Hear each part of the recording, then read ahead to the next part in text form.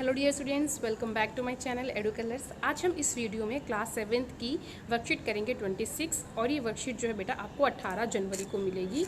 इस वर्कशीट में हम पढ़ेंगे मुग़ल एम्पायर के एडमिनिस्ट्रेशन के बारे में, यानी कि जो मुग़ल एम्पायर का एडमिनिस्ट्रेशन था, जिसमें मनसबदारी व्यवस्था जो थी, जो मनसबदारी सिस्टम था, उसके बारे में हम इस वीडियो में चर्चा करेंगे। सबसे पहले मेरे आप चैनल एडू कलर्स को ज़रूर सब्सक्राइब करिए, मेरी इस वीडियो को अपने फ्रेंड्स में शेयर कीजिए ताकि ये जो वीडियो का कंटेंट है आपके बाकी फ्रेंड्स तक भी शेयर हो सके। तो चलिए हम ये अपनी जो वर्कशीट है इसको शुरू करते हैं। हमने मुग़ल एम्पायर के बारे में पढ़ा था, ठीक है। जो हमारी लास्ट 24 वर्कशीट थी उसमें हमने मुग़ल एम्पायर के बारे में पढ़ा था। तो आज हम मुग़ल एम्पायर में जो एडमिनिस्ट्रेशन जो था उनका, उसके बारे में बात करेंगे। तो इनिशियली मुग़ल्स ने क्या किया था, सबसे पहले उन्होंने अपना जो एम्पायर था उसको एक्सपेंड किया। कैसे एक्सपेंड किया? उन्होंने अपने एम्पायर को, जो यहाँ पे उनके जो रजवाड़े थे, राजा थे, जो उनकी बात नहीं मानते थे या उनके अंडर नहीं आना चाहते थे, तो पहले तो उन्होंने उनको जीता, ठीक है। जैसे राजपूत हो गए, या और उन्होंने साउथ इंडिया में उन्होंने अपना कैंपेन चलाया। तो उन्होंने पहले ज़्यादातर उन राज्यों को, उन शासकों को अपने साम्राज्य में मिलाना चाहा जिसको वो चाहते थे कि उनके अंडर आ जाए। उसके बाद जब उन्होंने देखा कि इंडिया के और बहुत सारे जो लोग हैं, जैसे अफ़गान्स हैं, राजपूत हैं, मराठास हैं, जब ये इनको उन्होंने जीत लिया तो वो चाहते थे कि उनके एडमिनिस्ट्रेशन में इन लोगों को भी शामिल किया जाए ताकि इनकी सेवा ली जाए। तो इन लोगों को जब शामिल किया गया, ठीक है, अफ़गान, इंडियन मुस्लिम्स, राजपूत, मराठास, तो उनको इन्होंने मनसबदारी व्यवस्था में शामिल किया, उन्होंने इनको मनसबदार बनाया। तो अब हम बात करते हैं कि मनसबदार क्या होता है। जो टर्म मनसबदार है वो क्या करता है, वो एक इंडिविजुअल को, एक आदमी को, उसका जो एडमिनिस्ट्रेटिव रैंक है, पोजीशन, वो बताता है। कि मान लीजिए अगर एक मुग़ल दरबार है, उसमें अगर एक आदमी है तो उसको क्या हैसियत मिली है, क्या रुतबा मिला है, क्या उसकी प्रतिष्ठा है उस दरबार में। तो अगर उस व्यक्ति को अगर एक अच्छी रैंक मिल रही है, अच्छी सैलरी मिल रही है, मिलिट्री की रिस्पॉन्सिबिलिटी मिल रही है, तो वो मनसबदारी व्यवस्था के अंदर आता है।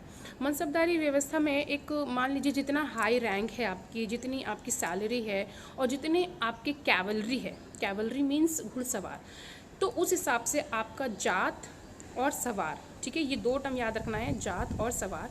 जात मीन्स उसकी सैलरी, उसकी मिलिट्री रिस्पॉन्सिबिलिटीज़ और उसकी पोस्ट, ठीक है, रैंक। सवार मीन्स उसके पास कितनी कैवलरी है, यानी कितने घोड़े हैं। जितनी ज़्यादा उसकी रैंक होगी, जितनी ज़्यादा उसकी कैवलरी, घुड़सवार होंगे, उतनी हायर उसकी पोस्ट होगी और उतना ही उसका जो एडमिनिस्ट्रेटिव में उसका जो रुतबा है, हैसियत है, वो उतनी ज़्यादा बड़ी होगी, ठीक है। तो इसे हम कहते हैं मनसबदारी व्यवस्था। तो ज़्यादा जो नोबल क्लास थी, यानी कि जो अभिजात वर्ग था इस एडमिनिस्ट्रेटिव में, मुग़ल एडमिनिस्ट्रेटिव में, तो जो नोबल क्लास थी वो 5000 से ऊपर वाले मनसबदार जो हैं वो ज़्यादा ख़ास तौर पर मुख्य मनसबदार माने जाते हैं, क्योंकि उनको हम कहते हैं नोबल क्लास। और 5000 से ऊपर जितने हैं वो नोबल क्लास में आएंगे। 5000 से कम वाले जो हैं वो एडमिनिस्ट्रेटिव में उतना उनका रैंक नहीं है, उतनी उनकी सैलरी नहीं है।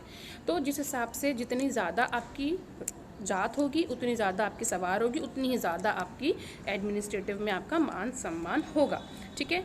अगर मान लीजिए मनसबदार्स को सैलरी की जगह पर अगर लैंड दिया जा रहा है, ठीक है, लैंड दिया जा रहा है, यानी ज़मीन दी जा रही, भूमि दी जा रही है, तो उसे हम कहते हैं, क्या कहते हैं, जागीर, ठीक है। क्या बोलते हैं? जागीर।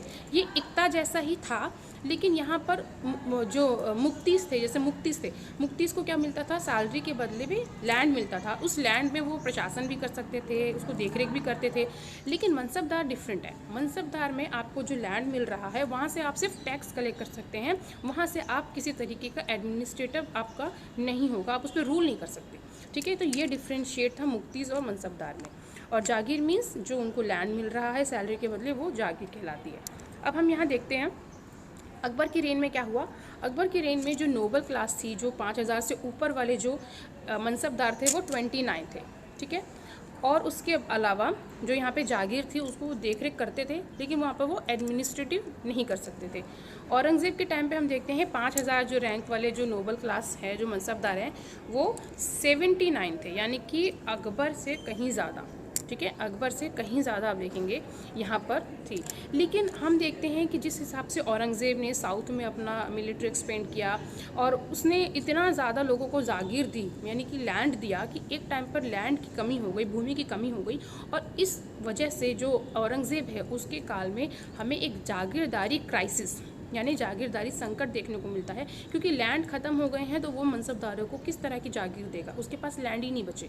तो इस तरह से उसके पास भूमि की कमी होने की वजह से बहुत सारे मनसबदारों को, औरंगज़ेब को, और जो किसान थे उनको भी बहुत ज़्यादा दिक्कतों का सामना करना पड़ा, और इसको कहते हैं हम जागीरदारी क्राइसिस। ठीक है, चलिए हम अपने क्वेश्चंस की तरफ आते हैं। What was the relationship between the mansabdar and the jagirs. तो आपको दोनों की एक तरीके से जो डेफिनेशन है वो बतानी है कि इनकी डेफिनेशन क्या है। ठीक है, तो जो मनसबदार होते हैं, मनसबदार के लिए आप लिखेंगे, यहाँ से आंसर है इसका।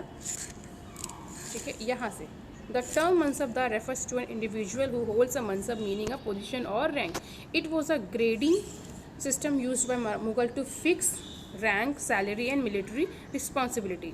यहाँ तक आप लिखेंगे फर्स्ट क्वेश्चन का आंसर, जिसमें से मनसबदार के बारे में। फिर जागीर के बारे में जब आप लिखेंगे तो आप यहाँ से लेके मनसबदार से लेके आप लिखेंगे समवट लाइक इक्तास। ठीक है, ये हो गई जागीर की डेफिनेशन। उसके बाद हमारा सेकंड क्वेश्चन है, why was it not only important for the Mughals to recruit mansabdar from diverse background and not just Turanis और ईरानीज। यानी कि जो तुरानी और ईरानी थे उसके दरबार में, उसके अलावा उन्होंने यहाँ पर बहुत सारे लोगों को रिक्रूट किया था, यानी अपनी जो सेना थी, ये जो अपना एडमिनिस्ट्रेटिव सिस्टम था, उसमें उन्होंने उनको रिक्रूट किया था। तो वो कौन कौन थे? एज द एम्पायर, यहाँ से लिखेंगे आप, as the empire expand to encompass different regions, the Mughal recruit diverse bodies of people from a small nucleus of Turkish noble Turanis. They expand to include Iranis, Indian Muslim, Afghans, Rajput, Maratha and other. ठीक है, यहाँ तक other groups, यहाँ तक। Okay बच्चों, उसके बाद हमारा तीसरा क्वेश्चन है, if zat determines the mansabdar's rank and salary, what did sawar indicates. सवार बताता था कैवलरी को। ठीक है, कैवलरी, CAVALARI, कैवलरी यानी घुड़सवार।